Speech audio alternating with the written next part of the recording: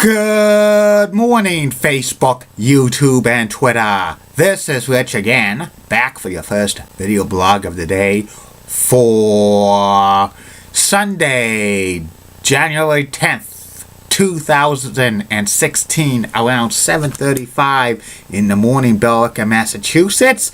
It's foggy out right now. Going to be a lot of rain today, windswept rain, maybe wind, and some maybe lightning and thunder, but no tornadoes and stuff, and highs way up there in the 50s, so you don't have to deal with ice or snow, which is a good thing. Some news to report. Ottawa Senators beat the Boston Bruins by the score of 2-1 last night. Stony Brook beat the UMass Lowell basketball team big time. Pittsburgh Steelers beat the Cincinnati Bengals by a score of 18-16. So the Steelers are going to be facing off against the Broncos next Sunday, and the Chiefs will be facing off against the Pats next Saturday. Both games are on CBS. And the Golden State Warriors are now 35-2, and the Philadelphia 76ers are now 4-35. And that's about it on news. My first video blog subject of the day is about the daytime version of the classic game show Wheel of Fortune. Wheel of Fortune was like a daytime game show for about 16 years. It's still on the air as a syndicated show, which that lasted over like 30 years. I'll tell you more about the syndicated Wheel of Fortune on a future video blog. Daytime Wheel of Fortune was produced by Merv Griffin, and he created it as well, and it was a popular game show on NBC daytime for years and stuff. The concept of Wheel of Fortune is it's like playing hangman and stuff, and the beginnings of Wheel of Fortune happened in 1973 when NBC shot a pilot called Shopper's Bazaar, which was hosted by Chuck Woolley, and they had 3 female contestants playing. It was kind of similar like Wheel of Fortune, but they had the board like on top, and Chuck had to stop it, and they had to solve puzzles and stuff, and they had 4 rounds and stuff. And it was a wheel, but there was no bankrupt and stuff. And the winners would like get to what they wanted, and money got to spend it by shopping and stuff. And Shopper's Bazaar was looked at by NBC for possible daytime, but the then vice president of programming, her name was Lynn Boland, did not like Shopper's Bazaar well at all, so they shelved it. The next year, in 1974, when NBC announced they were going to cancel another one of Merv Griffin's game shows, Jeopardy, but Merv Griffin still had a year left on his contract for Jeopardy, even though they canceled it. And to be fair, NBC decided to honor that year with Merv Griffin's contract with Jeopardy by developing another show. He got the Shopper's Bazaar pilot, but he retooled it to be Wheel of Fortune, and they had a new host with Ed Burns, and co-hostess Suzanne Stafford, and they filmed it at NBC Studios. They had 4 rounds and stuff, and it was still the concept of hangman and stuff, guessing letters and buying vowels and stuff. And they had the wheel that was on the ground, and they had lots of dollars amounts from $25 to $1,000, different rounds and stuff, 4 rounds, but there was lose a turn, bankrupt, and buy a vowel, but you needed to have $250. And they shot 2 pilots of Wheel of Fortune. It was pretty good. NBC gave the green light to air it in January 1975, but they replaced Ed Burns, who's known for his role as Cookie on 77 Cent Strip but around the time Ed Burns was a serious alcoholic, and legend has it he was not picked up as host because he was reciting I-E-I-O-U during rehearsals backstage, and Murph fired him, and he brought back Chuck Woolery as host, who hosted the Shoppers Bazaar, to host Wheel of Fortune. And on January 6th, 1975, Wheel of Fortune started on the NBC daytime schedule. It was Chuck Woolery hosting it. The hostess was Sue Stanford. She was the letter turner, and Wheel of Fortune became very, very popular when it hit the daytime airwaves. Within a few weeks, Wheel of Fortune was the top daytime game show on all of television and stuff. It got real popular. Soon there was Milton Bradley games, the home games of Wheel of Fortune and stuff. Towards the end of 1975, NBC had an hour-long version of Wheel of Fortune for about like 2 months, and because of The Price is Right becoming an hour on CBS, and they had 2 segments of the Wheel of Fortune. First one would be same as 3 players playing, and then the second half was 3 players playing, and they would have a head-to-head bonus round, and then they would have like a bonus round where they would have to pick up easy, difficult, hard, medium, and stuff. But 1 hour of Wheel of Fortune did not last that long because it didn't do good in the ratings and stuff. But it continued to be very, very good for NBC for many, many years. Chuck Woolery was like very funny during them when the contestants would spin the wheel and stuff, and if they would get into big money, you're in big money territory and stuff like that, or if you hit the bankrupt or loser turn, he would say something like, "Oh, you had so much money, you hit a bankrupt. Oh, you lose a turn and stuff," and it was pretty good. And also, once the contestants won the games, they would go shopping and stuff, and they would have like each round shopping, and they would buy prizes. They didn't have enough money to buy all the prizes. They could put it on gift certificate or on account. They usually took gift certificate.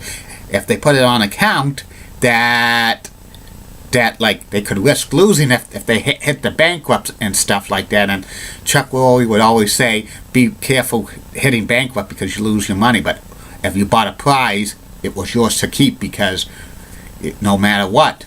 And it was great. And once in a while, they'll have special theme weeks on Wheel of Fortune, such as Bride's Week or like Couples Week or Teen Week and stuff. Wheel of Fortune continued to do good in the ratings through like 1977, 78, 79, but in 1980, it almost got canceled. The head of NBC at the time, Fred Silverman, was not a big fan of game shows. He decided he was going to cancel most of NBC's daytime game show schedule, and he like canceled Chain Reaction, High Rollers, Hollywood Squares in June of 1980, and replaced it with a daytime talk show, David Letterman. And he was set to cancel Wheel of Fortune in August of 1980. He was going to replace it with a news magazine called Today at Midday and stuff. And actually, Wheel of Fortune got its cancellation notice in June of 1980. But the ratings for the David Letterman show in the daytime flopped big time. So NBC reneged on the cancellation and continue to have Wheel of Fortune and stuff. And this was pretty good for Merv Griffin because he was negotiating to get Wheel of Fortune on syndication. He tried a couple of times to get it on syndication as a once-a-night time week back in the 1970s via 20th Century Fox, but not enough stations would carry it, so he shelved it for a while and stuff. And with like going into syndication, he had to renegotiate the contracts. And Chuck Woolery, who was hosting Wheel of Fortune for many, many years, he only got a salary of $65,000 a year, And that's a very low salary for somebody who's hosting a game show, a high-rated game show and stuff. He went to Merv Griffin. He played his place. He says he wanted to be paid as much as Richard Dawson of Family Feud, who was making hundreds of thousands of dollars a year. I think Richard Dawson maybe $500,000. He wanted the same pay. He wanted the same pay as Richard Dawson per year. Merv Griffin only offered Chuck Woolley $300,000.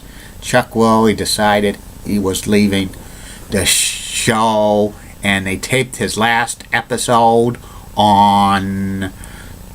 It aired on Christmas Day 1981, and Merv tried to find a new host for Wheel of Fortune for the daytime one. There was rumors that Jim Perry, who like hosted Card Sharks, which got canceled by NBC in October of 1981, was a front runner, but he couldn't do it because he had commitments for like CTV, for like Headline Hunters and Definition, and would have interfered in that schedule. And he actually selected a new host, Pat Sajak, who was a weatherman on the local NBC station in Los Angeles, and who hosted a couple of field game show pilots, one Puzzlers with Mark Goodson, Bill Todman, and Plus Your Luck, a different kind of one, which was like the game Simon, which was produced by Ralph Edwards. Both pilots did not sell, and when Merv Griffin tapped Pat Sajak as host, NBC really didn't like the choice because they thought Pat Sajak was a too local personality that would not fly in national. And Merv Griffin was so mad about that, he threatened to move Wheel of Fortune to CBS, but NBC relented because that was the top game show. So they let Pat Sajak host it.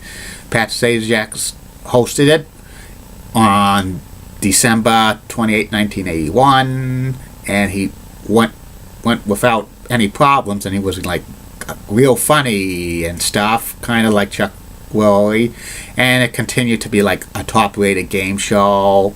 In October of 1982, Susan Stanford, who announced that she was leaving the show to do humanitarian work and stuff, and they gave her a goodbye and stuff, and they tried to find a new hostess. They auditioned many people, including a Playboy playmate by the name of Vicky McCarthy, Summer Bartholomew, who was a Miss USA 1975, who eventually became the co-hostess of Sale of the Century, and a little-known actress model named Vanna White. All of them were auditioning. They were taking turns week after week after week, turning the letters. Finally, Merv Griffin picked Vanna White. She became the permanent hostess of Wheel of Fortune in December of 1982, and she and Pat Sajak made a great team. Wheel of Fortune continued on NBC for years and years. They eventually had a syndicated version.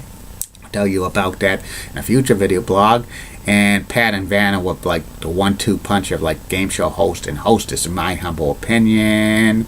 It continued for years on NBC. They changed the theme song of Wheel of Fortune. The first Wheel of Fortune theme song was composed by Gloria Launer and Alan Thicke, the actor, and he was once married to Gloria Launer, and he was a composer. He composed many theme songs, including the original Wheel of Fortune. Just a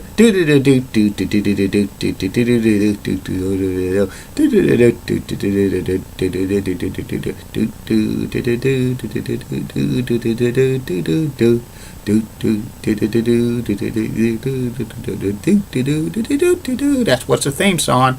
And then in like August of 1983, they changed it. They updated it with that's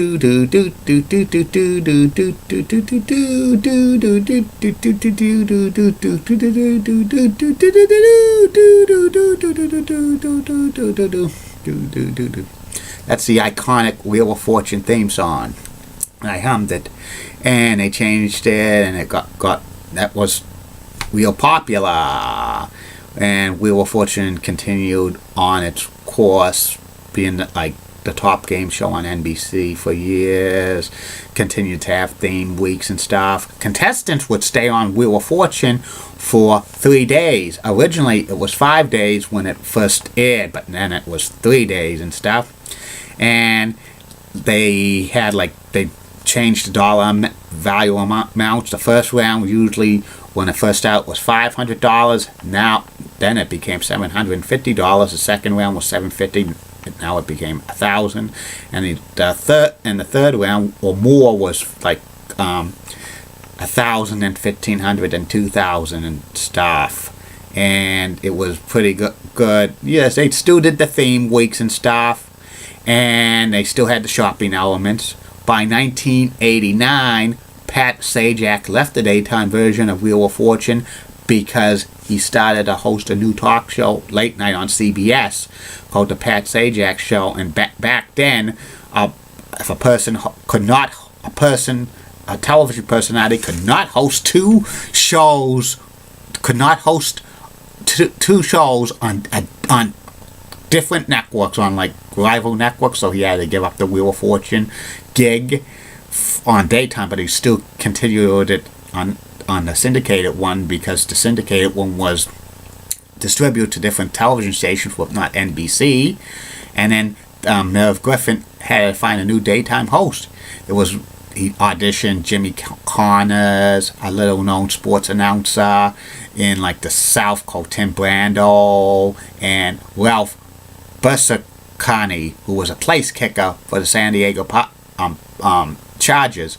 He picked Ralph, and Ralph made his debut in January 1989 as host of Wheel of Fortune on NBC, but he was an awful host, ill-fated and stuff.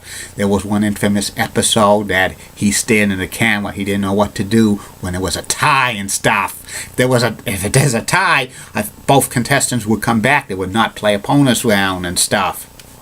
And he was ill-fated. And this is also when the time that many NBC stations were dropping Wheel of Fortune for syndicated programming, talk shows, or like syndicated game shows and stuff. And the contract with NBC and Merv Griffin was expiring in June of 1989, and they could not get a new deal in place.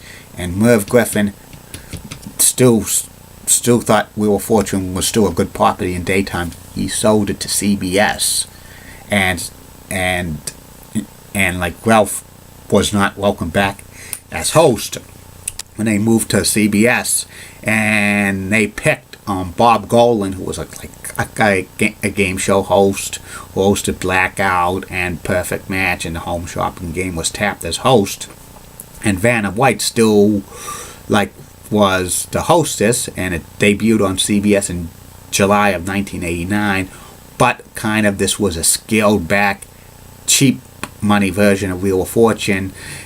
The dollar amounts on the wheels were very, very cheap compared to NBC, because CBS at the time had a limit of how much contestants could win on game shows, and they didn't want to have big money for the contestants, because they would probably have to retire after one day if they were real lucky and stuff.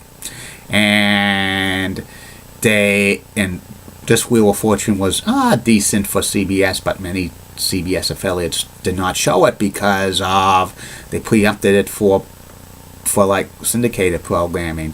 The first day they had actually Pat Sajak make a cameo appearance and stuff, wishing Bob Golan luck, and it was good. But soon, the ratings for CBS's Wheel of Fortune was dropping, and it only lasted a year and a half on CBS. Then in January 1991, it moved back to NBC, but it was still taped at television studios in Hollywood. They moved the tapings in 1989 from NBC studios to the famous CBS Studio 33, where it's called the Barbaca Studio, and they still taped it there when they moved back to NBC. Bob Golan still was the host and Vanna White the hostess, but it was still getting plagued by a lot of affiliates not carrying it and stuff, and just it was aging on daytime. Plus, this is when game shows were being phased out of daytime programming for the networks because of giving back the time to the affiliates. So at the last-ditch effort in May of 1991, Wheel of Fortune had a gimmick for like 900 numbers to play the game and stuff, just to try to get interest and stuff, and probably had to save the show from maybe cancellation. That did not work, and in August of 1991, NBC gave Wheel of Fortune a cancellation notice for good, and the last daytime episode of Wheel of Fortune aired September 20th, 1991, but those were repeats. 3 weeks earlier was the last first one. Daytime NBC version of Wheel of Fortune was like August 30th, 1991. It was an end of an era to a very successful game show on network television, Wheel of Fortune and stuff. This Wheel of Fortune is probably the most famous game show in history, next to The Price is Right and stuff. And they had great hosts like Chuck Woolery. He was really the biggest star on Wheel of Fortune, being very funny, saying the comments. And also Pat Sajak was pretty good as a host. He wasn't as great as Chuck Woolery, but he was still good. And the other two guys, Ralph and Bob, were not that great as host.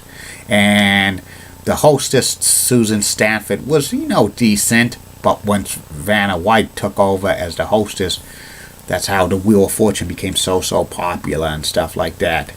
Most of the daytime version of Wheel of Fortune on NBC, the videotapes have been destroyed, because back in the 70s, most television shows, daytime and nighttime, their videotapes had to be reused or destroyed, because videotapes back at them were very expensive in it.